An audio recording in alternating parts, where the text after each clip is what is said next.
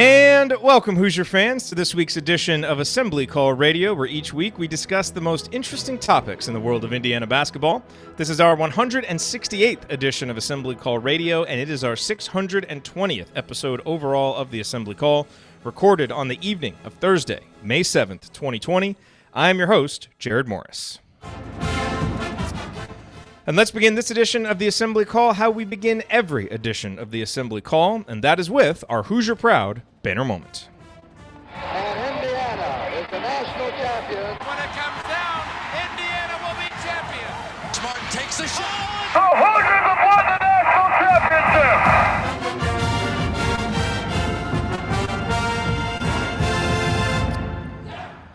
This week's banner moment occurred on Wednesday when the final 24/7 Sports rankings for the class of 2020 were announced. Jordan Geronimo is number 110, Anthony Leal is 131, and Trey Galloway is 133. All are four-star prospects.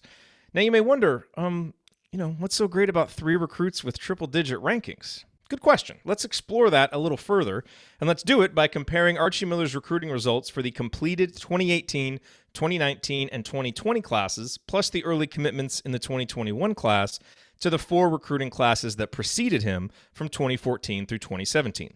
At the top, there's not much of a difference. If anything, you could argue that Archie lags behind. The four classes prior to his arrival included 2 top 20 recruits, 4 top 50 recruits, and 6 top 100 recruits. Archie's 4 classes also include 2 top 20 recruits, but just 3 top 50 players and only 4 top 100 players. Advantage? The past, slightly. But now start looking under the hood a bit. The average ranking for the 16 IU recruits from 2014 through 2017 was 196. The median ranking was 174. The average ranking for Archie's 13 recruits thus far is 98.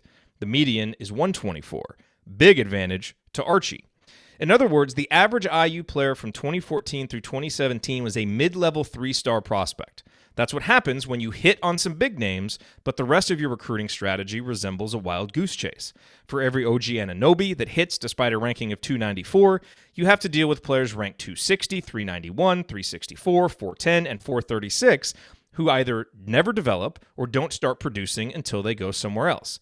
The average IU player now is a solid 4-star prospect, ranked right around where Juwan Morgan was.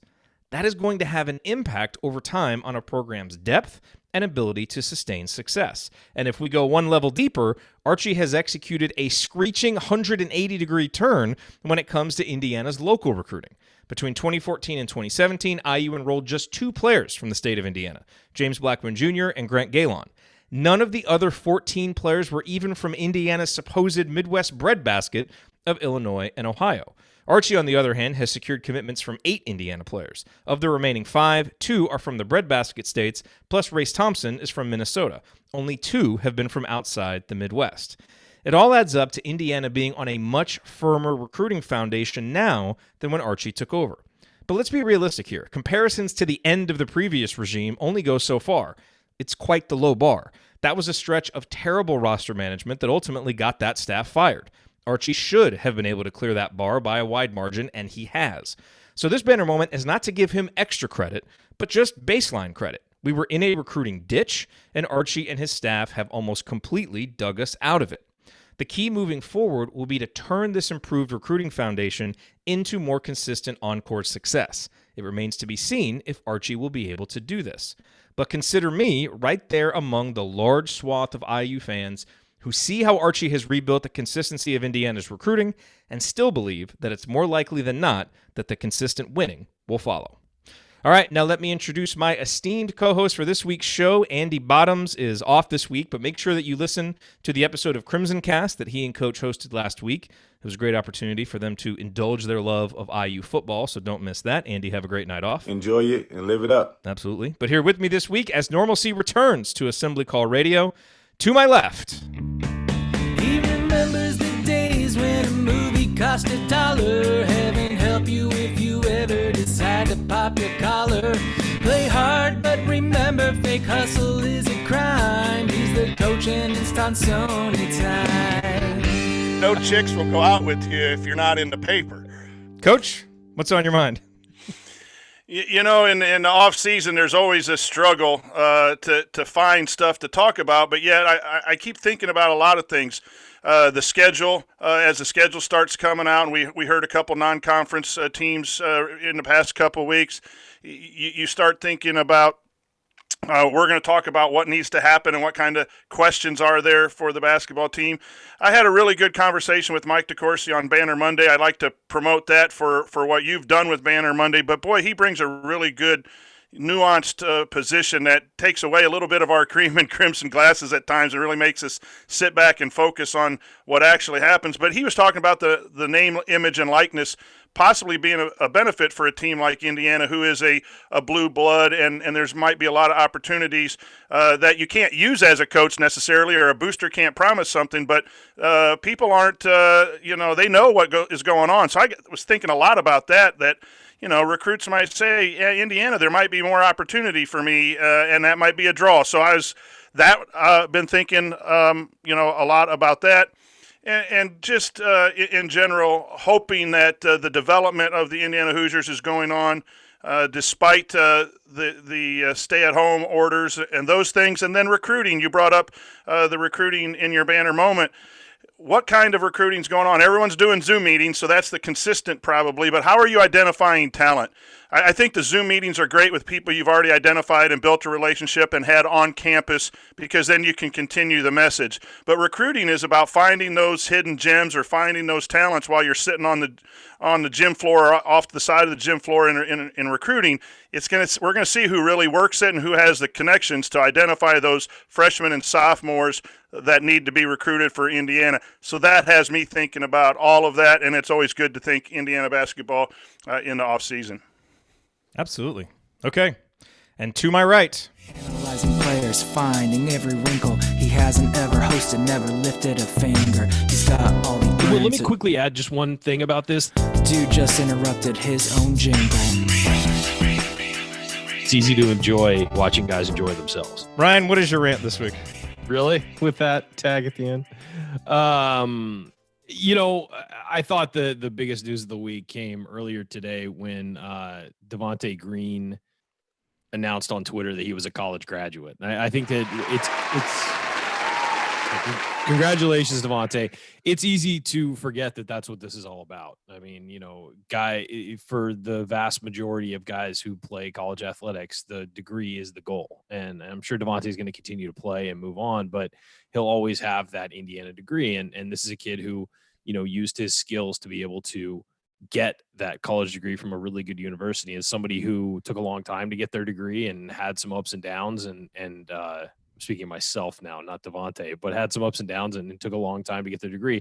That's a really meaningful moment in somebody's life. And it's something that nobody can ever take away from you. And there's a reason I sprung for the really expensive frame for my diploma back here.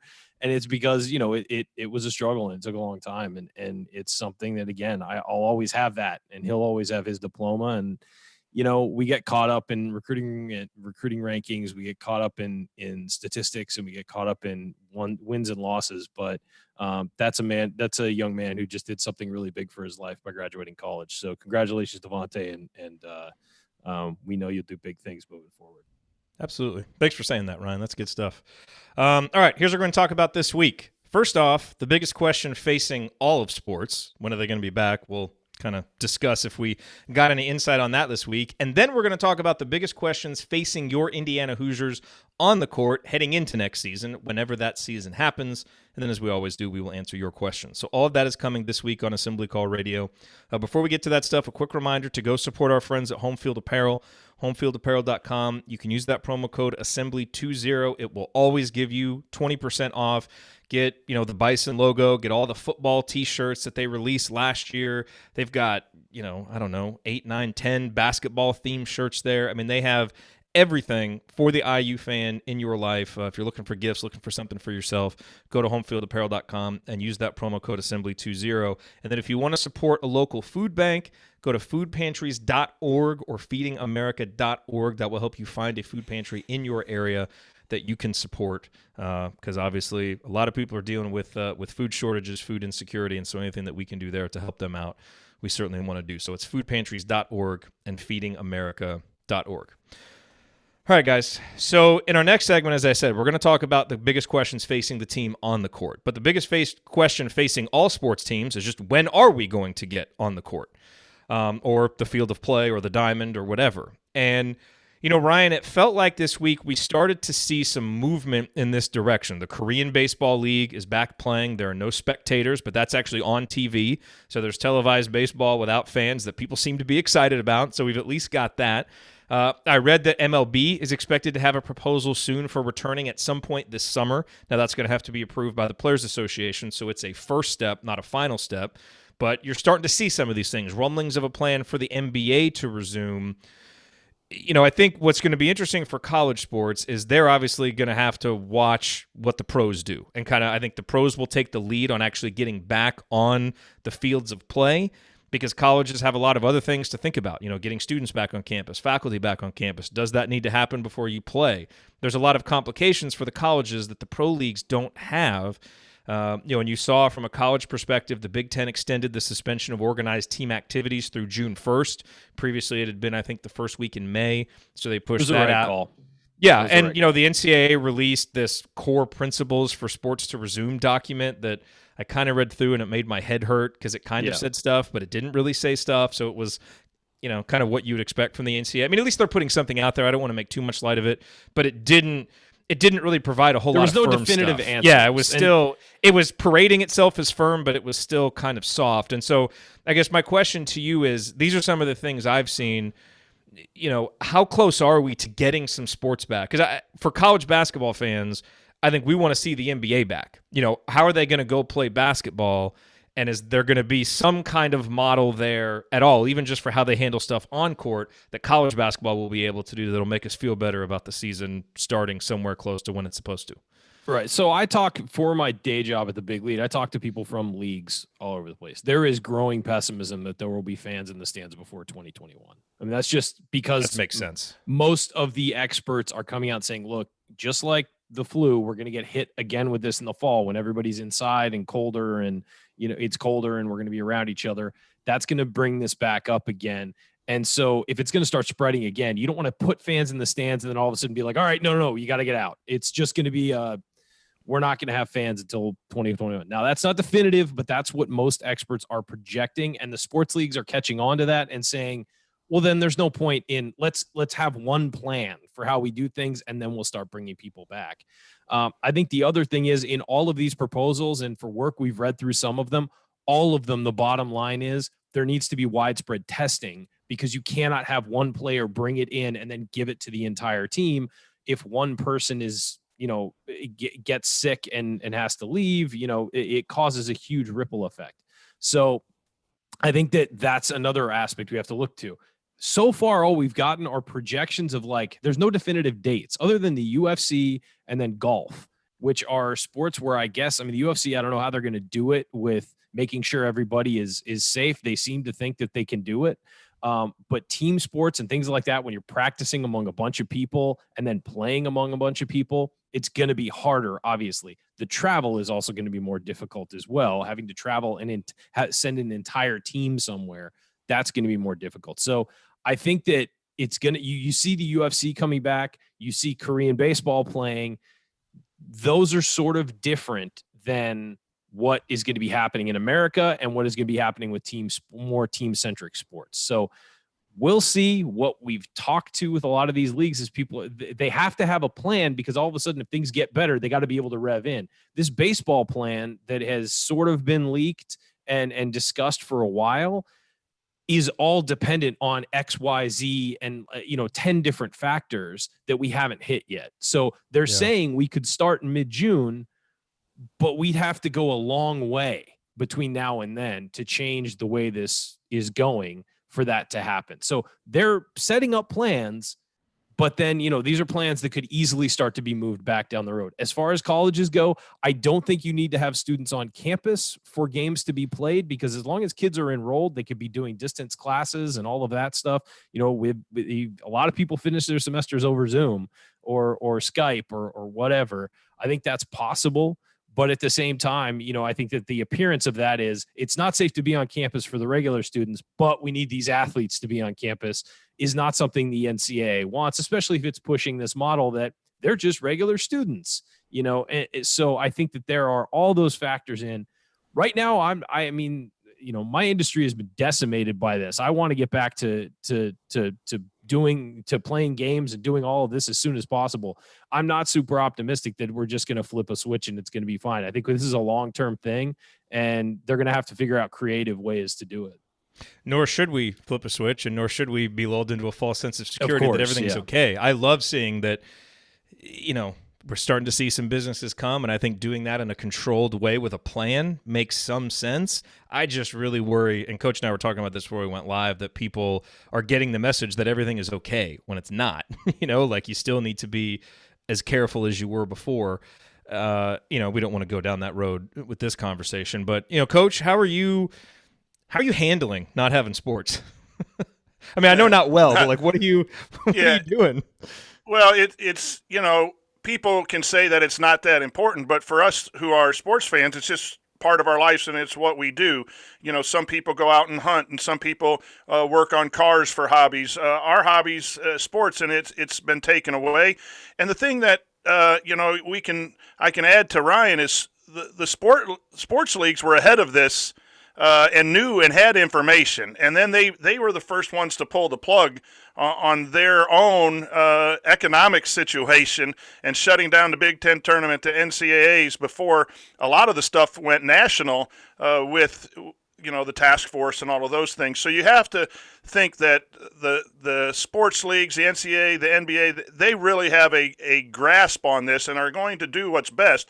And yet they have to plan ahead, because if things are okay, you need months advanced planning to change the baseball league to 3 divisions and travel and all those things. And then the question becomes, as Ryan brought up at the end, what's the NCAA want to do image-wise? Because I think you can bring athletes back without students, but you are sending the signal that they are there for money. And if you're going to play without fans, college has another choice that it's kind of hard, because that's a moneymaker. Colleges need fans more than the pro leagues do, but you still get some revenue if you play, and you get the television revenue with no fans. And so do you need that? And you can, basketball is in I think a better shape, college basketball, because you have 13 players, let's say 20, 25 people personnel.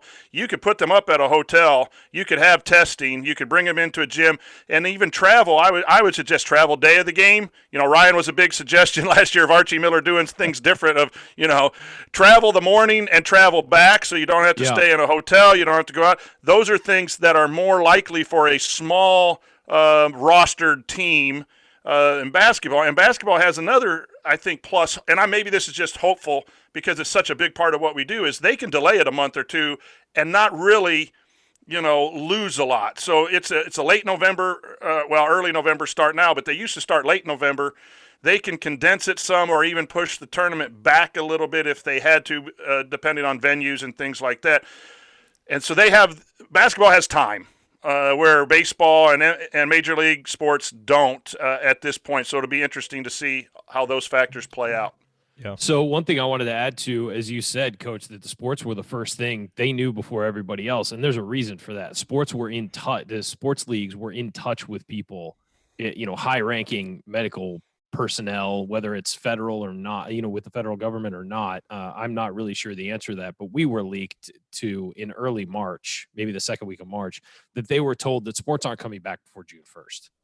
Major league sports aren't coming back before June 1st. And that was the first week of March. So if you're looking at that and you're saying, look, the NFL is doing everything remote. Major League Baseball hasn't even started. NBA shut down. NHL shut down. They knew back then this was going to be this bad and that they were going to have to shut down. Now, and what they were basically told is best case, you're June 1st. So we're looking like some people want to start things back up again, but they were told best case is June 1st, and we're not at the best case. So it'll just be interesting to see how this all plays out and how it works. Those projections from the beginning appear to be pretty spot on, that best case would have been June 1st. So those people clearly know what they're talking about, and these leagues know what they're talking about. And if you're hearing from a league like the NBA, like we're nowhere near starting, they're not just doing it blithely. They want to be back. There's a lot of money to be made. They just know that they can't allow a situation where they have a major star get sick. I mean, then everybody would be on them for, why did you ever start up again? It's a PR disaster. So these leagues know what they're doing, and they're talking to the right people and are trying to figure out ways to get it done. And I'm sure college athletics is the same way. The other thing about college athletics we didn't mention, it's going to be very regional. What if one state doesn't have any cases and opens up and another state doesn't? Are they going to have to change the schedules around so that certain teams can play and certain can't? Or is a college basketball or college football team going to have to maybe train in another state while taking remote classes? I mean, there are 1,000 possibilities, and nobody's come up with a real solution yet, at least not publicly. Okay, well, we'll keep following this, and hopefully we get better news as we move forward. All right, coming up, let's look ahead to next season, whenever that might be, now that we pretty much know who will be on the roster. What are the biggest question marks facing Indiana, and which ones are the highest leverage in terms of determining how good this team can be? We will break it all down next. Stick with us on the Assembly Call.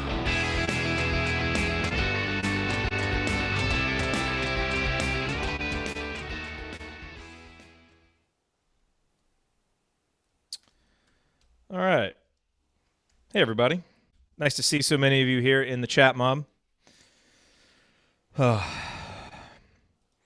There's a bunch of, the PR, and I know there's a talk in the chat room now about some universities saying they're definitely opening up and some doing a 5-step plan like Indiana. As an educator myself, it's going to be a concern. I'm going to bring it up with our union. Yes, young people are likely not to be deathly ill with COVID if they get it, but there's a bunch of people who are 53 years old like me who are teaching and in a confined space, as we see in meatpacking places and nursing homes and prisons. When you get in confined spaces, that's why fans aren't going to be allowed. It's not just so easy as saying, hey, we want things to go back to normal, let's go back and teach kids. I was told I'm going to have 30 kids a classroom, and I have a small classroom because of our enrollment situation for the junior class. So you have 30 kids, 49-minute classes. The universities are going to go through that whole thing. So, Purdue and those schools that are beefing up and saying they're going to be back, that's great. But they're going to have to restructure how they do things. And they're going to have a huge plan on smaller class sizes, alternate class times. I'm going to make the suggestion that I only need to meet with my students 2 times a week. I'll meet with them all at once in the little theater and give my lectures that way, and then do a blended thing and to sacrifice those daily meetings. But it's got to be different, in my opinion. And I don't mean to be alarmist or anything, but I get a cold, I get the flu almost every year because we have 540 kids, and some schools have 2,000, 3,000 kids walking the halls. And the carrier part of that. So that's part of that. I urge people to watch what happens in confined spaces. The barber, those things are going to be easier to come back. The confined spaces and major people in confined spaces, how that plays out. And I hope it's fine, and we can really roll this thing out and have sports back. I'm not trying to cancel sports, but it is a concern of mine as someone who works in that environment. Yeah, I would say that the thing that I think a lot of people are missing on this is, well, if everybody goes out and interacts, everybody will get it, and it kills a very small percentage of people. So we all get it. We'll all be immune to it. It'll be over fast. The problem is if everybody is out trying to pass this around, not wearing masks, not social distancing, all that, you're going to encounter people who have to live or visit their immunocompromised or elderly family, might have an immunocompromised kid, but they have to work as an essential worker. They have to, go to the store, things like that. If you pass it to them and then they go home, where in a situation they can't isolate from those other people, they can give it to them. And then you're going to get a lot more people getting very sick. So I think that that's something that a lot of people are missing when they're saying, let's just all spread it around and kick it and we'll be over it. That's the problem. Until we can test everybody consistently and, get antibody tests, that's going to be very important. Treat. I mean, that's of course. That's the big thing that we're missing is some kind of treatment. That's why everybody's scared when you get it, because it's like you're just at the mercy of what this is going to do to you instead of knowing that there's some kind of reasonable treatment. We also don't know the long-term effects of it. We don't know how you're going to feel in 3 years or whatever. So I also would say that, I've been very much of the, open things slowly and don't just run out and all that stuff and wear masks and all that. But I mean, and people say, well, yeah, you're still working, you can afford it. My industry has been decimated by this. I mean, there are mass layoffs at every outlet. There's no advertising revenue. I mean, we are getting crushed. I totally want to go back to normal. We were, the industry was actually doing pretty well. It's gone now. And so I trust me, I'm on that train of, I would much rather be back to normal. I just want to make sure we do it safely, because I feel like if we open up again and then have to shut down again, it's going to be 10 times worse than it was this time, because all those businesses that held on maybe a little bit to get back open will then just bag it and shut down. So I just want to make sure we're doing this right. That's my only. Yeah, it's a right balance. Concern. I know I'm going to have to go back in the fall, but what's the right balance? What's the procedure? How are we doing it to minimize? But fellas and people in the chat room, I've lost a couple basketball mentors to this thing. Older gentlemen, I get it, but those were ones that I sat down when I was at their schools doing some work and talked basketball. Hall of Fame Ed Siegel, Ed Schilling's Jr.'s father passed away. We lost an athletic director at North Central. Someone my age, athletic director, was on a ventilator for 2 weeks and survived. A basketball sectional had 17 people come down at the same time we were winning a basketball sectional in the state of Indiana. This one was in Indianapolis. So, it's hit me a little bit close in the education world. And when you lose some guys that were just, beer and a cheeseburger guy talking X's and O's, it hits you hard. And you know that's going to continue to happen, and you can't prevent it. But it does need to be a balance. It can't just be a seesaw, closed and wide open, because, all people, those are some very special people that we lost. Yeah, no, I think that the basic message that I think that I've gotten from sports people and everything like that is we need to be doing way better than we are right now as far as our response to this, whether it's statewide, federal, whatever. We need to be doing way better than we're doing to get to a point where sports can come back. Sports are, as far as the grand scheme of things that people are concerned about, those are way behind everything else. And by the way, that's the key to my livelihood. It's one of the most important to me. But at the same time, I agree. You got to get other things ramped up before you can start worrying about athletics. So. Sports are a distraction, sports are a diversion, all that stuff. Sports is also a symbol of this to a lot of people. Just like it was when it first happened, when the sports leagues went away, everybody was like, oh man, this is serious. And so I think when the sports leagues come back, it's going to give people something to watch, but it's also going to give people some hope that we're starting to, see a silver lining here. And it's hard because there's extremes on both sides. There's false equivalencies being made. There's misinformation that's out there, and it's a really difficult thing. And everybody's got a little bit of a different perspective and different personal connection to it.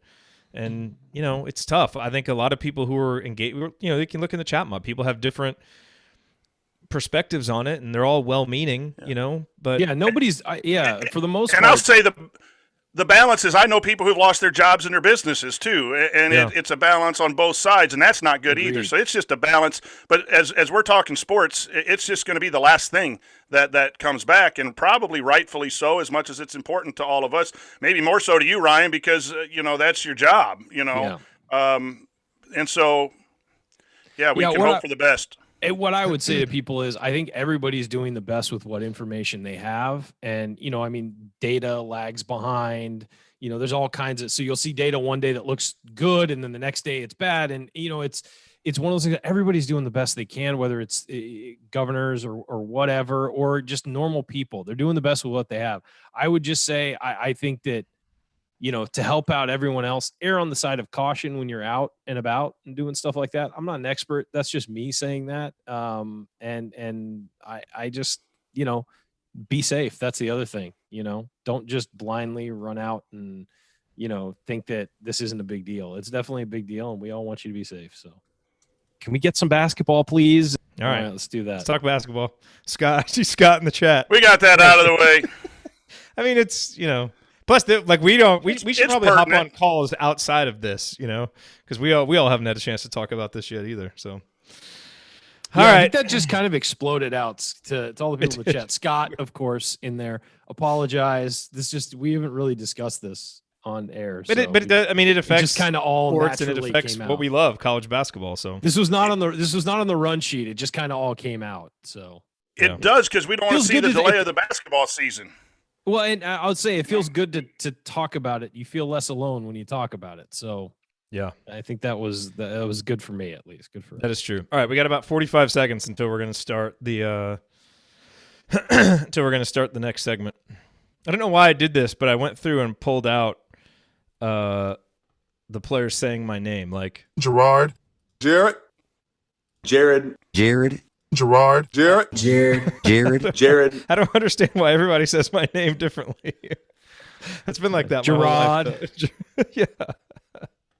Andy Bottoms. And then you got Robert Johnson, president of the Andy Bottoms fan club. There you go. What are you going to do? Okay, let's get ready for segment 2. It is coming in 10 seconds. We didn't really game plan this, but that's okay. We got it on the run sheet. So we basically know what we're doing. Okay, here we go. Ryan, you'll like this. All right. Hey guys, it's Gene Steratore, CBS officiating analyst and retired Big Ten basketball official.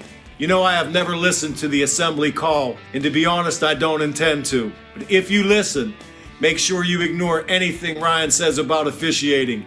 He's really good from the seat of his pants, but I wouldn't trust him on the court with a whistle around his neck. Time has proven him wrong on virtually everything. Take care. We'll talk soon. Gene Steratore, you are the man. That's all I have to say. Wow. That is awesome. By the way, he ad-libbed some of that, because you'll notice he went longer than the other people have done, because on Cameo, you only have like a certain number of characters. Yeah. So I told him the basics, and he ad-libbed a bunch of the other stuff, like the seat of his pants and all that stuff. Of course. Because he's done that before. Like, that's the thing. You know for sure he's done that before. It was great. He got so into it. I loved seeing that. So, Gene Steratore, you rock, and we take back anything negative that might have been said about you on the show. I don't think we ever singled him out specifically, did we? There were other guys who got our eye. There's certainly other guys that caught the ire more than him. His only bad games came in Wisconsin. Well, That's when he was only a bad official up at Wisconsin. Well, they all are. So That's not the case. The refs would have called it. Okay. Anyway, you're listening to the Assembly Call. You can find all of our content at our website. If you ever want to join the chat mob, Chat mobbers. during one of our unedited live broadcasts, or watch those replays and see the between segment banner, check out our YouTube channel, youtube.com/assemblycall. All right, I'm Jerod Morris here with Ryan Phillips, the coach Brian Tonsoni. Guys, let's talk about the biggest on-court question marks for next season. We know the biggest question mark overall is when is the season going to be played, but let's talk about the team on the court. And we went back and forth with some of these via email, some of the big question marks. And I think, frankly, I think what's more interesting about this conversation isn't what the question marks are, because I think a lot of them are pretty obvious, actually. I think it's which are the highest leverage ones. Like which ones, if they're answered in a positive way, will have the biggest impact on this team reaching their ceiling. So let's set the kind of the parameters first. I'll read out these questions, and then let me know if you guys have any new ones. And y'all in the chat mob watching live, let us know if you have any additional questions. But let me just go through these real quick and then get your reactions. Okay, question marks. Can Rob Finney be an above-average Big Ten point guard? Is Jerome Hunter ready to have a, quote, responsibility for production, be a guy that you count on for scoring? Can Christian Lander, a 5-star recruit, assuming he reclassifies, which we are for purposes of this discussion, be close to what DJ Carton, who was a high 4-star recruit, was for Ohio State before he transferred? And Carton averaged 24 minutes a game, 10.4 points, 3 assists, 2.8 rebounds, and 2.6 turnovers per game. He was obviously a year more advanced, but can Christian be somewhere in that vicinity? Can Race Thompson stay healthy enough to play 50% of the minutes? He played 31% last season and maintain his production. Will one of the non-Lander freshmen have a significant impact on the rotation? Does Archie stick with the big lineup theory during Joey Bronk's final season? Does Trace Jackson Davis make a significant jump skill-wise? And is this the season we finally see Indiana's pack line defense make the jump to great or even elite? Now, the thing I want to get your guys' reaction on, we didn't include any questions for Al, Justin, and Joey. And to me, I feel the reason for that is we have a pretty good handle on what those guys are going to be. And none of them really project to be guys who can take major leaps. Now, maybe they can, but that's not necessarily something you would assume from their first 3 years. So we obviously need all of them to be solid, but I feel like they're more kind of, answers. Like we kind of know what we're going to get from them as opposed to question marks. And then Armand Franklin's another guy that we didn't mention, and he kind of projects as a guy who I think will take more of a leap as an upperclassman than a sophomore. So he'll have a role, but I just don't think he's a question mark that's going to move the needle either way. So your guys' reaction to that, and if you think that there are any question marks that we've missed here. Well, I think number one that goes to, I mean, this is for every team, but it's not on the list, so we'll just add it. And it's something that's really hurt this team the last 2 years, health. Can they stay healthy? And I know that's an obvious one, but we should mention it off the top is you lose Rob Finney for a certain amount of games. You lose, Race Thompson for a certain amount of games. You lose Jerome Hunter for a key road game. And I just think that health is the number one factor for this team because they faced it the last 2 years. You could say that for any team, but specifically Indiana struggled with it the last 2 years. I think that is number one question mark. Can you get through a season mostly healthy with your key guys so it doesn't, those breaks in the season don't stunt their development? As I think it's done. That's a question for everybody. So yes, it is, but I think that specifically for Indiana, it matters so much because of the last 2 seasons. And so overall, that's my first thing. This roster looks poised to handle an injury or two better than maybe the rosters of before as well, because of the roster construction getting better, which it needed to. So, yeah, you want the health, but I think it is there for some security. All right, so of all these questions, which one do you think is number one? What is the highest leverage question here? Because I will tell you, for me, it's Rob Finney. Yeah, I think Rob Finney taking that next step as a junior, becoming at a minimum an above average guy. That means he's one of the 6 best point guards in the league. If he can do that, I think it is huge for Indiana, and I think it's really and look, I mean, Lander may come and be a significant contributor, but I think Rob Finney's got to be a rock that you can count on for 30 minutes, that offensively and defensively what you're getting from him each game. I think that is the biggest question that if it's answered in the affirmative can really change what this team can do and how consistent they can be. Yeah, I think there's 2 parts to this one. It's one is that, yes, Rob is certainly the most important part. 2, Indiana finally has a buffer behind that in Christian Lander. So if Rob Finney doesn't reach his potential, but you get Christian Lander in there and he's really good, it maybe softens that blow a little bit so Lander can come in and pick up some of the slack. The ideal scenario is to have both of them playing at a good level. I mean, so you can have them both as we've talked about, they can play on the floor at the same time. There's no question about that. So yes, I would agree that Rob becoming an above average Big Ten point guard, the guy that we've seen at times be very successful and be a great finisher, been able to knock down shots and play excellent defense. He needs to put that all together. If he can do that, this team's ceiling jumps considerably, especially in the Big Ten, where you need someone to lead every night against tough defenses, against physical defenses. You need somebody to be a leader on the floor. Rob needs to be that guy for this team. Yeah, and the thing, Coach, I think heading into last season, I think we all would have thought that coming into this season, this wouldn't be as big of a question mark, and I think it's a little bit of a disappointment maybe in where Rob is in his development, but, could be some extenuating circumstances there with injuries and things that have happened to him. But this is not the conversation we expected to be having last offseason. Well, and Rob's injury was there, and Rob needs to be tougher in those situations as well, as a combination of what happened to him and then maybe his response to that too. But you saw glimpses of it throughout the sophomore season, and he just seems to play really well against Michigan State. You can tell when he's playing well, he's really on attack mode on offense, and he's really a lockdown defender. But I will point out, the Big Ten's had some really good senior point guards that have been dominant in their own way. And I'm not saying that Rob Finney's going to be a Cassius Winston and Anthony Cowan and Xavier Simpson, but they all got better year after year after year, and they made progress. If he can be who Rob Finney is, and I'm not saying a Cassius Winston dominant player, but his potential can be reached, and we see that sophomore to junior growth. That makes Indiana really, really good because the point guard runs offense, runs the pace that Archie Miller wants, and I think that's, and I think more like an Xavier Simpson comparison. I'd have to go back and look at the stats, but someone who can run the show, can get the pace going in the right way, and you saw glimpses of what Rob can do for this team, and he needs to make sure that he's making that progress and stay healthy as well. But that is such a key, because that makes everyone else a lot better when you have that point guard. All right, Coach, what do you think is the second highest leverage question here? I think I'm going to combine 2. I think it's the elevation of fair. Hunter and Thompson. And I'm okay, but you got to pick one of those 2 guys. I'm going to say Jerome Hunter, because I think he's a scorer. Race does all the things already. If Race just comes back the way he was, he's going to help this team. But I think Hunter then, if you're making me pick, I think Hunter making that leap up to a double-digit scorer, a consistent three-point shooter, not just a couple nice shots, and the ability to score in the post and maybe get that ball off the drive gives something Indiana has been lacking. And so responsibility for production, I'll take Hunter. But I think Thompson is right there too. If he can elevate, you got two really good pieces who are bench players, because Indiana has all their starters, quote, coming back if they stay with the same starters, and all of a sudden now you have 6, 7, and a 5-star guard as number 8 or whatever. That's a pretty potent 8-person rotation, and you got other players that can fill in around it too. So I'll go with Hunter on that, although Thompson's a close in the next question. Yeah, no, I agree with you on Hunter, just because, again, it's, kind of, if he gets to that point, he's a guy who has 11, 12, 13 point per game potential. And I don't know if he'll get there. That's why it's a question mark.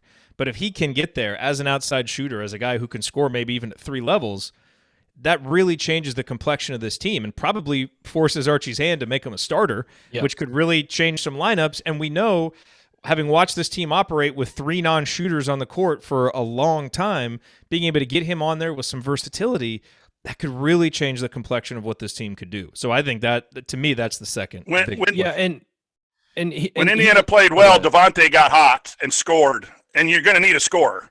You're going to need that scorer, whether that's Lander, Finney, Durham, whoever. But Hunter has a chance to fill some of that role of the hot Devontae and the good Devontae. Yeah. Here's the thing. You all know how much I love Race Thompson and think how much potential he has. But quite frankly, Jerome can do some things that nobody else on the roster can do, which elevates his importance, I think, and his ability to, as you said, potentially score at 3 levels. We saw him play some really good defense at times this year. That was where he struggled a little bit, but you saw him pick it up and figure it out and play some good defense. He can do that consistently at his size. He can guard several different positions. I also think a sort of sneaky, really important one is, does he stick with the big man, lineup?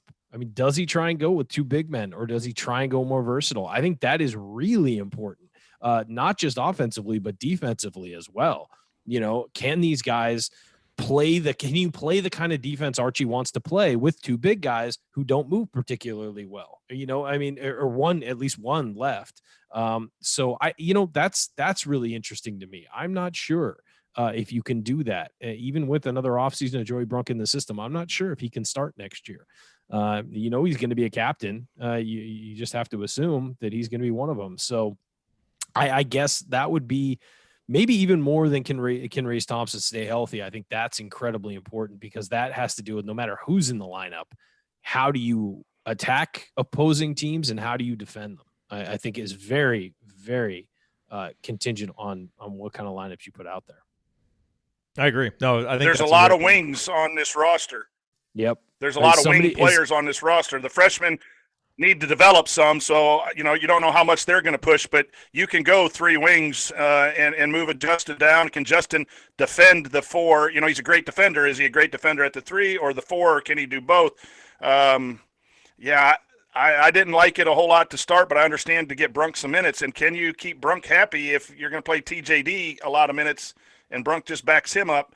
That'll be an interesting question on what's that lineup consistently, because you got a lot of players that can play 1, 2, and 3, and you can play 3 guards. Yeah, so I agree. I think kind of with the hierarchy we have here, where it's Rob and then kind of Jerome and Race, put them in an order, and then I think, Ryan, what you said about the bigs. And then to me, that's where the Lander question comes in. And the only reason to me that it's not higher is because I don't think it's as much of a question mark as it may seem. And the reason I say that is, as long as he reclassifies, I feel like we have a decent idea what we're going to get from him if we're realistic. Just looking at some other guys who have reclassified, who have been that level of recruit. Like, this guy is a 5-star for a reason. He's going to come in, he's going to play, he's going to produce, he's going to score some points, he's going to shoot it, and he's going to turn it over. And that's why DJ Carton, to me, was an interesting comparison for him. He's not just going to sit the bench. He's almost surely not just going to be a dud, but he's also probably not going to come and just totally take over.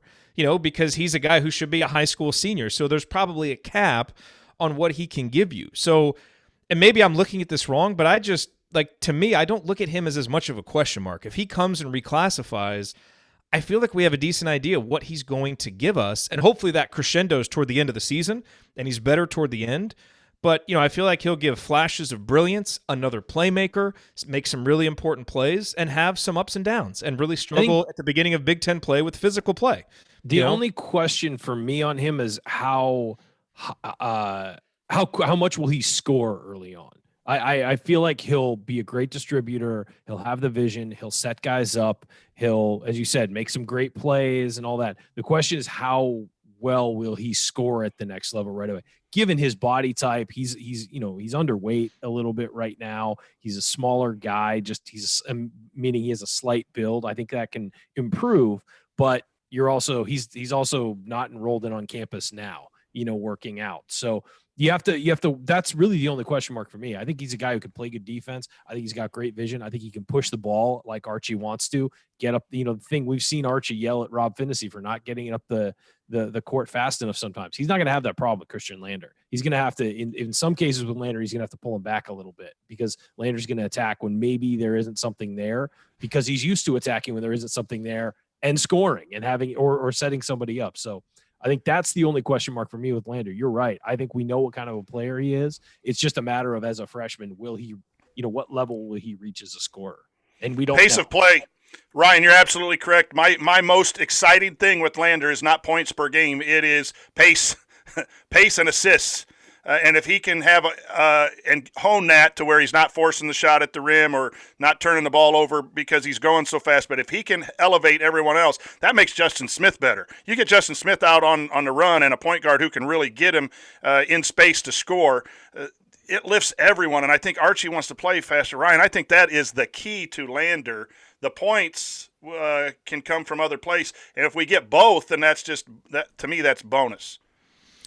So as we look at these other questions here, the freshmen, sure, one of them could come, and I'm sure one of them is, maybe a couple of them will play some minutes. I don't think any of those guys is going to be a difference maker as a freshman. You just usually don't see that from guys ranked there. Now, could one of them be OG Anunoby at the end of his freshman year? Maybe, but that is doubtful. I think the other two that are interesting. Let me say this, Jerod. Yeah.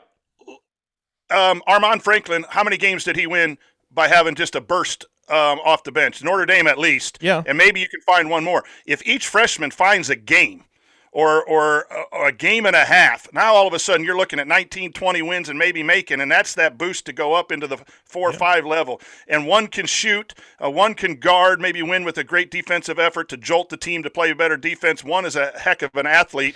It just may find it harder to get minutes freshman. than Armand did. You win one game. I don't know if they'll get as many opportunities. Yeah, that's true. Here's the thing. But you're right, though. Not to talk over everybody, but that's what I do. Because you never do that. Yeah. Let me just jump in real quick. Here's the thing. You have 8 guys returning who have played in the system.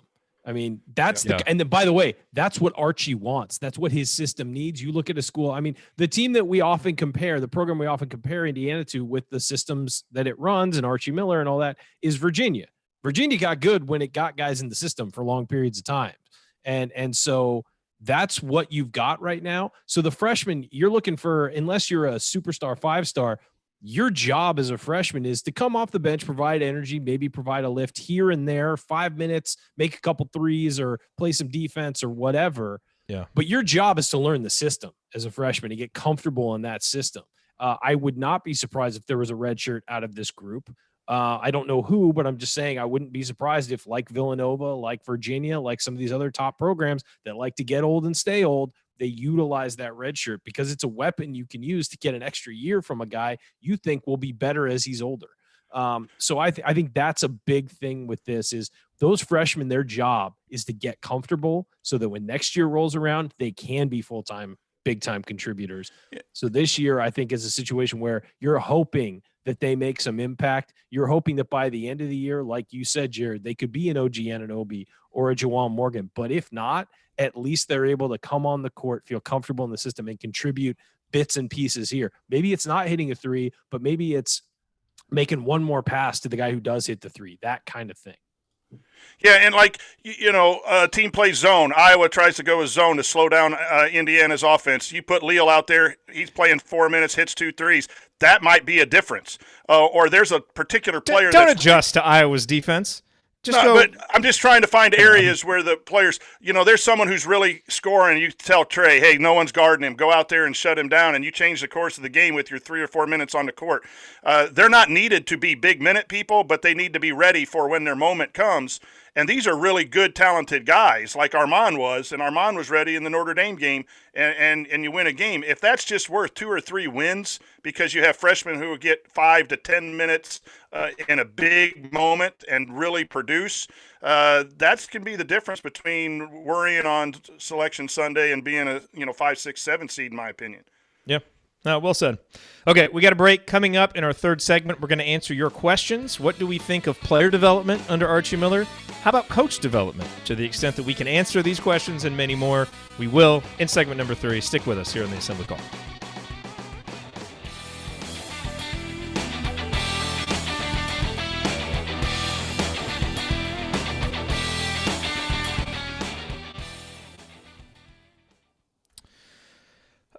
Okay. My bad on picking Iowa. That was horrible because Iowa can't guard. If we have to adjust to Iowa's defense, then just they're all busting my balls in there, rightfully so. Chat mob, I take a bow. That was really bad off the cuff. But if there is a zone, some teams go 1-3-1 to change things up or whatever. A shooter can come in for 2 or 3 minutes. I'm not expecting any of those non-Lander 3 to really break into the top 8, is what I'm saying. But if they're called, they have aspects that can really help a team, and that is exciting. And here's the other thing. It's a buffer against injuries. If you're going to the bench and getting Jordan Geronimo to replace Jerome Hunter for a game, you feel like, okay, that's a super athlete who has some skill you're bringing. You're not bringing in a project. If Anthony Leal injuries, poor play, lack of focus, anything. Yeah. I mean, just somebody who has to be on the bench for a long stretch. You're bringing Anthony Leal for Al Durham or something. You feel like, okay, that guy's not going to hurt you. He might actually help with his effort and maybe hitting another shot or something like that. So that's the thing about getting old is when you're bringing in pieces, they're not to replace your current pieces. They're to supplement them. And mean, so, hey, if somebody goes into a shooting slump where they missed, 10 threes over 2 games, you can give them a break to maybe sit back and watch the game. You don't have to keep shoving them out there for 30 minutes every night. Yeah. So I wanted to hit the last couple on there. So Trace making a jump skill-wise, the reason I don't think that's a big question is I just feel like it's kind of baked into the cake. Like I feel like people are looking at this Indiana team, and we all are, as Trace Jackson Davis is a minimum second-team All-Big Ten guy, probable first-team All-Big Ten guy. He's a hard worker. I just expect him to be better and to be more consistent. So, look, you look at his family situation too. His dad, having played in the NBA, knows that he's a smart guy. He knows that an NBA player at his size has to be able to step out and make a jump shot. So Trace is going to work on that. He knows he has to work on that. That's not something where he had to go get. I think that's the thing why he didn't even put his name in for evaluation. Although, I mean, this year, who knows, what kind of information you're going to have back and all that stuff, because you're not going to get to go to the combine and work out. But he already knows what he needs to work on. He needs to get a little more consistent defensively. I think he's a great defensive player, but I think just with footwork and things like that, get a little more consistent. He's not a great defensive player yet. He's great. He's instinctive and spectacular at times, and that's struggles with the fundamentals at other times. That's what the NBA wants, though. Let's be honest. They want guys to block shots and are a threat to. He's got the tools to be a great defender. Sure. So he needs to work on his footwork, and you're right, the fundamentals, but pretty decent lump of clay there to work from. And he needs to be able to hit jumpers. That's the, and here's why it's a really big question is because if he does and goes beyond, and Indiana's really tough to play, so you expect it and it is baked in, but my goodness, even better Trace Jackson Davis and his ability to play the 4, if he can shoot and guard the 4, would be really beneficial because then you can get Brunk some minutes at the 5. And I think TJD had to play the 5, was more efficient when he got the ball down low. But that stretches things as well. But it is a big question because, boy, if it happens, that gives us reason to be really, really optimistic. Honestly, there's there's a very strong possibility that Trace is the best player in the Big Ten next year. I mean, there's some guys who are good, but if Trace develops the way he should, and again, we don't know what it's going to look like next year. A lot of guys could return to school because of this and not having an offseason at school, could return pretty much looking exactly the same as they did this year with very little development. I mean, it's possible. We don't know how it's a guess. We don't know how that's going to look. But if Trace develops the way he's capable of, there's a solid chance that he's the best player in the Big Ten. I mean, he could be an All-American. And, I think for sure. You do make a good point. I mean, if that really does happen, that is going to change some things. I mean, that's why these are all questions. I mean, shoot, if all these questions are answered in the affirmative, Indiana's going to be in the Final Four. You know what I mean? But as we know from history, probably half of these will be answered in a way that we don't like, and, the other ones will be, and who knows, maybe Justin or Al or one of those guys takes a jump that we don't expect. The last one, and this one is kind of hard because everything else is kind of lumped in to this, is this the year that we see the pack line take the jump? Because you guys have alluded to the age, kind of the institutional knowledge of the defense now. This is the fourth year. It's been really inconsistent, and I know it was a top 30 defense last year. I don't know. I think if you kind of just look at the sentiment of all of our post-game shows and certainly look at the rankings in the Big Ten where they were 8th in raw, defensive efficiency, this didn't feel like a top 30 defense to me, even though it was. I mean, it was by the numbers, but it was very up and down, inconsistent. It abandoned Indiana at important times. If the defense next year really feels like that, if it's a top 20 defense, top 2 or 3 in the conference, and you're finally playing the way we thought, well, that's going to have a big impact too. And a big part of that is Trace's development and Race being able to play more minutes and Rob Finney being the point guard we want. So this probably doesn't really fit the theme of the questions that we're asking here, but it is a big question in my mind because it's something I thought we would see last year. The numbers were better. I just didn't think it quite passed the eye test. And if it does next year, it's obviously there's still a lot of room for Indiana to grow on that end. Even though we talk a lot about the offense, they can still get better and more consistent defensively. So is this the year we see it come together? I hope so, because that's what we're building this team around. So I think the problems with the defense were personnel-driven more than scheme-driven. And I know you like the pack line or don't like the pack line, right? But you have people – if you're a pack line, you're going to hedge. And we had players who weren't hedging correctly and weren't able to do that. And so maybe Archie needed to make a change there in philosophy within the pack line. But it's a top 30 defense. But the personnel is getting better in what he wants to do, and not only physically but mentally too. Players that are buying into playing defense, like Race Thompson. I thought Jerome Hunter got that mindset before. I think the freshmen coming in have a defensive mindset, and so there's physical attributes and mental attributes that are needed to make the pack line perfect. And if it was a top 30 in year 3, you would hope that it even gets higher. And so that, obviously, again, we want these questions to be answered in the affirmative, but I can see it happening, and I think that's another good question.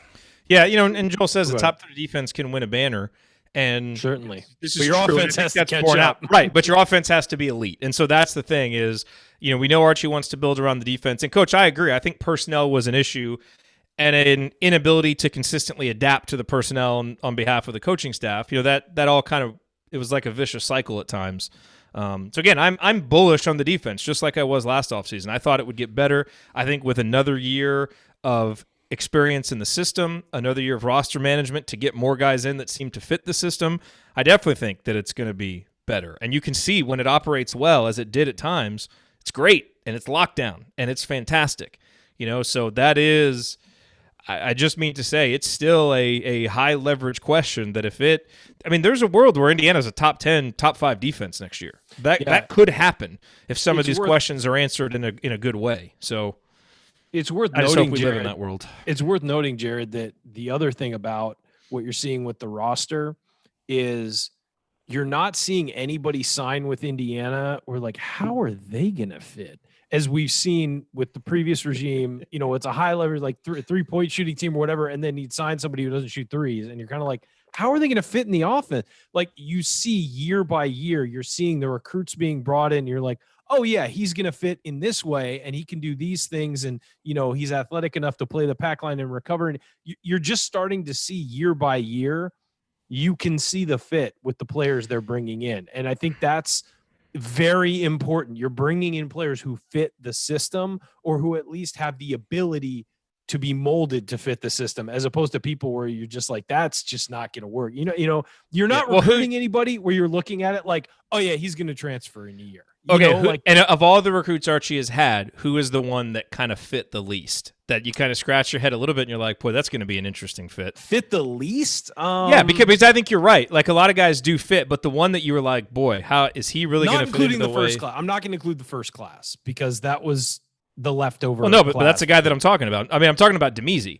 Like, oh no, I'm not talking about that. I was talking about the first class. Oh yeah, no. Archie's actual recruits. The answer is Demezi. I mean, it's Demezi. Yeah, because he didn't move his feet very well. We actually saw him. I thought last year he played better on defense than offense. His defense got a lot better last year. Way better. Noticeably. And he was a good rebounder too. But he didn't fit the offensive system because he hunted shots from the outside, wasn't a penetrator. It just looked awkward. And the other thing, he wasn't strong with the ball. And Miller, in Miller's offense that reduces tempo a bit, you can't turn the ball over. And he had very weak hands. He would let the ball bounce out of his hands a lot. I just think that was the guy where you look at it. And I said it when we did his recruiting thing. I said, he's going to take him a couple of years to become a top level, to become a college player. I think he was behind. And who knows what he would have done, with his last 2 years. But I think as we talked about before, I think he's in a better spot. He's in a much better spot. I think he picked a great school to go to, and I think he's going to have a real shot to develop there. So good luck. The other guy. Well, I just want to say real quick, Coach. The other guy that would kind of fit this discussion is Joey Brunk. Yes, a little bit defensively, and yet I understand why Archie brought him in, because I think it was more of a locker room pickup. And obviously he can do some things offensively, but I think he up front, toughness, leadership, that kind of grit, that Joey Brunk brought in the Minnesota game that helped us win that game at home. So that was not a perfect fit defensively for an Indiana big, but I still think it made sense at the time given the options available. Well, and I think it's worth noting too, depth up front was an issue entering that season. And with that, the way that roster was constructed, depth up front was an issue. And I think that you get a guy from Indianapolis who was an IU fan, wanted to go to IU. There's a lot there, and you're just like, we need depth up front. We're taking that guy, and we'll figure out the fit later. But as far as actual recruits, here's a question. Recruits, go, Coach. Here's a question that I think we coaches are stubborn in our system. And one of the things, that does Archie become a little less stubborn? He wanted to play 11 guys, and that didn't work. And then Indiana, I think, got a little better when they shortened the rotation. Then there was mentioned in the chat mob, too, when he made it finally after the Michigan game, he made a little bit of an alteration at times on flat hedging instead of high hedging. A little bit. We still didn't play that well. At times we still stuck with it, but it seems like I know for a fact when you have your system, you want to stick to your system, and you're going to coach your kids into your system. And one of the last things you do sometimes is say, okay, maybe we need to go to a different direction as a coach. That's one of the failings. And Jeff agrees with me in the chat mob. That's one of the negatives that we have with coaching. And I think that's a big growth in Archie's development as a coach too. Is you might have to in the Big Ten with great coaches and great people make more adjustments within your core philosophy. Not go away, not change your philosophy, because that doesn't work. You got to be who you are. But there's some nuanced changes that you can have, and that would be a growth in Archie to help him be better. If he needs to. And to a certain extent, you've got to be stubborn to build a new culture and to install a new system. And I get it. And that it's a difficult balance to try to have. And coach, I think you're going to be more willing and more enthusiastic about adjusting when you trust the guys on the court. And I think there has been a noticeable lack of trust from coach to player and player to coach through the first 3 years. It's gotten better each year, but you still kind of see it. And so hopefully in year 4, we see some of that start to get better. All right. We're taking up a ton of times in these. Yeah, but there's no time for AC After Dark. We just got to go right in. There's always time for AC After Dark. Not for me tonight. You haven't been here for AC After Dark in a while. The people they come here with expectations when you're on the show. Dinner's being made. I can't. Oh, man. Hey, man, it's the timing of the show. You want to do it an hour earlier. Brian's being stupid again. Fine. Okay, let's do this. Oh, by the way, everybody should check out the Titus and Tate episode with Cody Zeller that just came out, the podcast. It's very good. Cody tells some great stories. He does. That are IU relevant. Yes, they are. Okay, let's do this.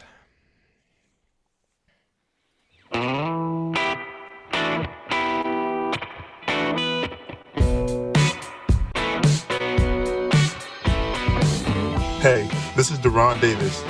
And what's the only thing better than dominating a Duke big man in the post?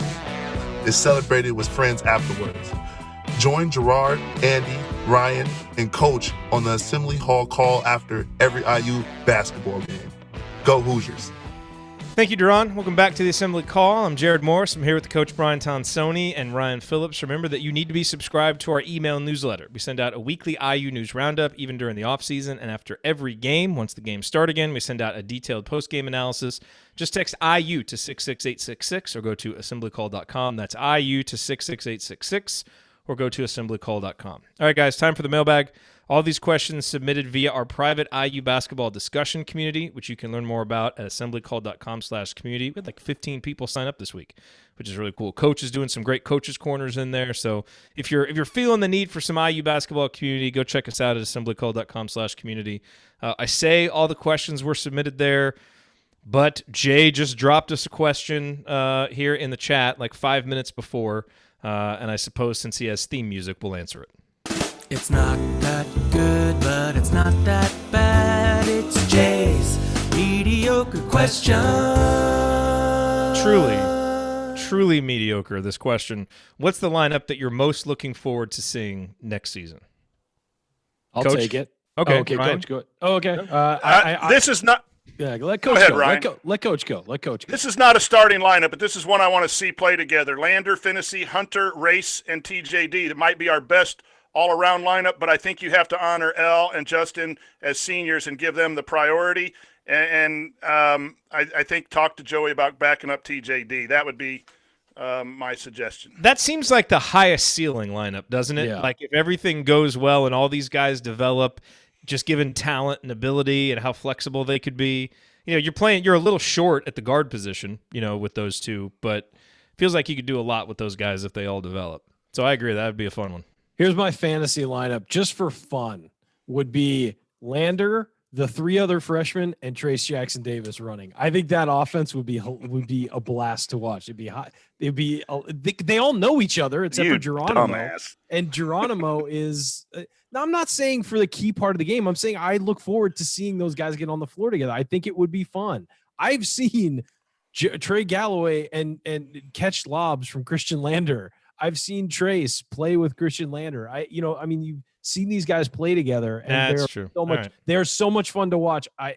They know each other so well because they played together for so long on the AAU circuit. I would love to watch them play at Assembly Hall together. All right. Once. That point. The high school connection. Yes. Well, I'll grant that to you. Because Trace is probably going to be gone after 1 year. You're not going to. It's not like they can do that as junior when Trace is a junior. I want to see that next year. I think it'd be fun. Okay. All right. We'll go with that. All right. From Patrick, what is your player development grade across all 3 years for Archie and his staff? And we've talked about this off and on at different times. There's been some ups. There's been some downs. The shooting hasn't developed like you want. You know, you see a guy like Juwan Morgan who really takes some strides. Some other guys that kind of feels like didn't. I mean, Coach, if you had to give the player development a grade, what grade are you giving it? I'm probably giving it a B- right now. I think, Morgan is the plot positive. Maybe Devontae Green not reaching his potential is the balancing on the negative end. And time is part of that too, getting your players in and working with them. But I think it can be better, and I think it needs to be better from year to year. But I don't know that I've seen great development, but I don't think it's been poor. On the plus side for Archie, I think Al has developed. I think he's gotten better every year. He's improved as a shooter. Al's an interesting guy because he was the 230th ranked recruit. By any measure, you have gotten more out of Al Durham than you ever dreamed of, but he's a starter at Indiana, so you get measured against, Victor Oladipo and Steve Alford and like all these other guys. But it's like, given where Al was recruited, he's really developed. I thought you saw Robert Johnson take some really good strides his senior year in certain respects. Justin Smith, I think he's gotten better in some areas, but he's also just kind of produced more because he's played more minutes. I think we'd all like to see a little more development from him. So B- seems fair, I think. Ryan, I mean, are you? Because if you're going to get a B-, you've got to have some success stories there. And C I do plus think B minus, yeah. C plus B minus. But again, he's got to get his players that he knows the type of player and how to develop them. I think that's the key. And so you give the guy a break on that a little bit. I think the physical development has been good, but as far as like all around rounding out skills, it needs some work. And I think that Rob that's where Finney's important because that's a guy that has to develop. Yeah. I was just saying Rob Finney is going to be his test case because that's a kid he wanted, identified, really got along well with and was, on the same page with. Can he bring him in and turn him into his potential guy? We haven't seen that yet. There's not a lot of consistency. So we'll see. Yeah. All right. But the buck stops at the head coach. The head coach is the one who's responsible for it all and had a coaching change in the player development area as well. So, yes, those are good reasons and you can make some excuses, but Archie needs to be at an A going forward in player development. Okay, well, that leads to the next question, Coach, from Lee. To tie with that earlier question, how do you rate Archie and his staff's development over the first 3 years? Would you guys both take a crack at this one? We got about 2 minutes left. Coach, you go first. I think it's been gradual. It's been slower than I thought it would be. I thought things would happen a little bit faster from Archie's success at Dayton. And I've maybe made too many excuses and reasons that, the changeover was so different from a Crean-style team to an Archie. I think that's a valid reason, but there are no excuses. The progress from over 500 and no tournament to NIT to NCAA possibly this year is okay, but it's not Indiana basketball. And I'm sure Archie would say the same thing. If you're any kind of competitor and you're leading a program like Indiana, it's time to get it going, and it's time to get it going right. So I think it's been okay development, but it needs to be on – really focused and hitting all marks going forward. I'm kind of giving them an incomplete because I want to see what they do in their fourth year. I think that there were enough roster issues as far as guys that didn't fit the system on the roster that you kind of needed to give them a chance where they've got a couple recruiting classes and they've gotten older to really see what they can do. It's been a very slow burn, this development. At some point, you got to ratchet that up another step and improve exponentially, not just take gradual steps. If you're taking gradual steps, it's going to take you 10 years to get to a national title. You've got to at some point make a jump. I think what we've seen so far, it's kind of an incomplete development. You're starting to get where they want to get to. And you feel like this year is a year where they got to show something. They've got their players. They got to stay healthy, obviously, but they've got to show some development improvement. Joel wants to know when the new name, image, likeness rules take effect, will Assembly Call Radio be paying any current players?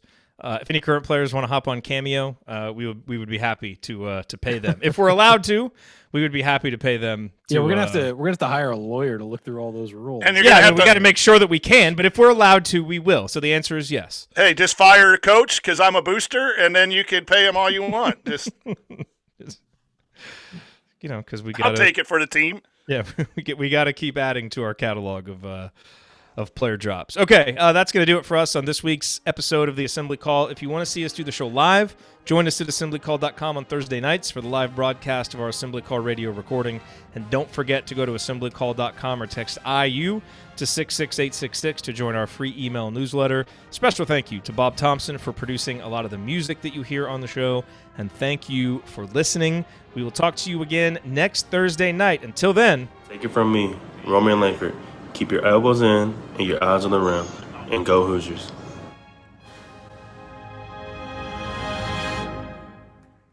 Thank everybody for coming out. All right, I got to get out of here, folks. Thank you. Here I come. This is Don Sony. Nice to hear from Romeo there. Nice to hear from Romeo. Very nice to hear from Is that a newer one? Yeah. I we've got a few. I haven't hosted one of these in several weeks, so we've got a few. I've got some more too that we haven't done yet. Gene, the Gene Steratore one, man. When I got that, it's kind of a, you never know how they're going to be kind of when you get them because some guys are really into them and some guys just go through the motions. And oh my God, I cracked up. So I want to go back to something, and some of the stuff that people were saying in the chat mob kind of made me look at this. Maybe it was wrong to just assume that there's not a big question about Al Durham's development, and maybe we contradicted ourselves saying he's developed well. Why couldn't he take another jump as a senior? He went from a lot of times when guys are at a certain usage rate and it goes up, their efficiency goes down. That's what you see with a lot of players. Well, Al, his first 2 years, he used 14.5% of possessions and then 15.6. It jumped up to 19 last year, and his efficiency went from 101.3 to 108.3. His three-point shooting got better. He got to the free throw line. He was second in the Big Ten in free throw rate. He made let's be honest, his assist rate went up. Like I think, and to that, either Jay's point or whoever made this in the chat mob, and we gave him a lot of crap last year, but I think with the way he came around at the end of Big Ten play, he really did have an underrated season last year. Like how many big shots did he hit? I know. Layups did he hit at the end of the year? He wanted the ball at the end of games. That's why I will always submit that him taking that shot late in the Maryland game was good, even though it might have been too early in the possession. It showed a guy that wanted the damn ball in a big situation, and I liked it. So I don't know. Maybe we underrated Al. Maybe there is another level that he can jump to. Because if he becomes a 40% three-point shooter, it's going to be hard to keep him off the court. Now his defense has to improve because, But anyway, I just wanted to hit that because you guys made some good points there in the chat and. Just to kind of square up what we had said about him. Here's something I'm trying to do as a fan, and I'll fail at it miserably, to try to have reasonable,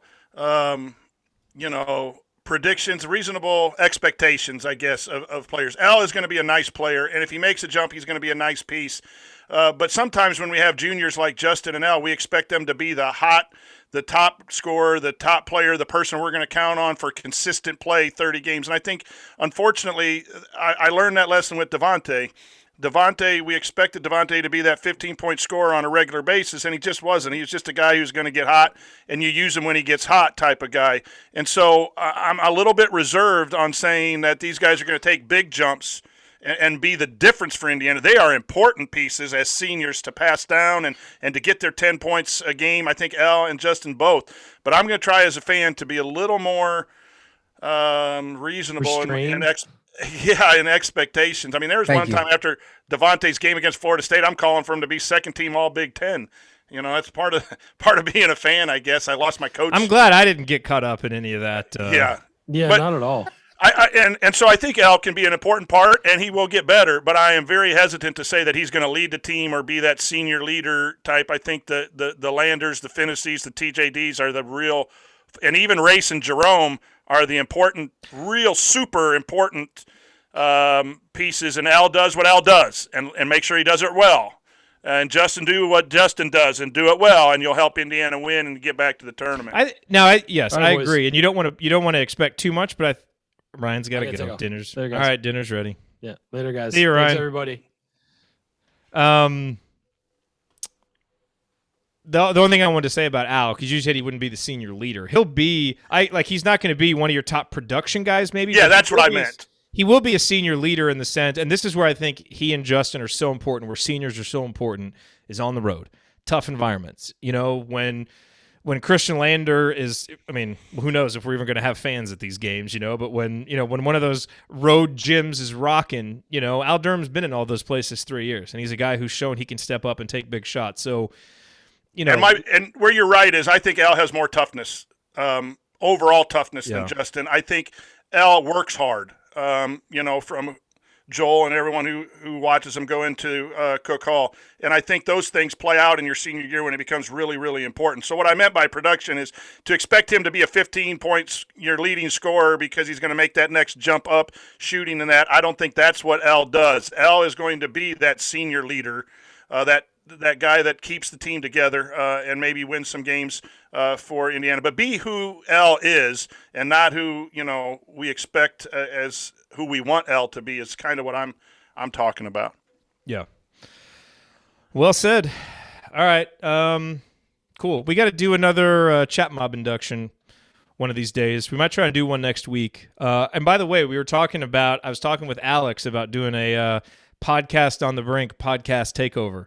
So he and I will host Assembly Call Radio one night, and then you and Andy can go host Podcast on the Brink, and we won't even invite Ryan to that one, so he can be real pissed that he doesn't even get to be on Podcast on the Brink when we do the takeover. I hope people would appreciate that.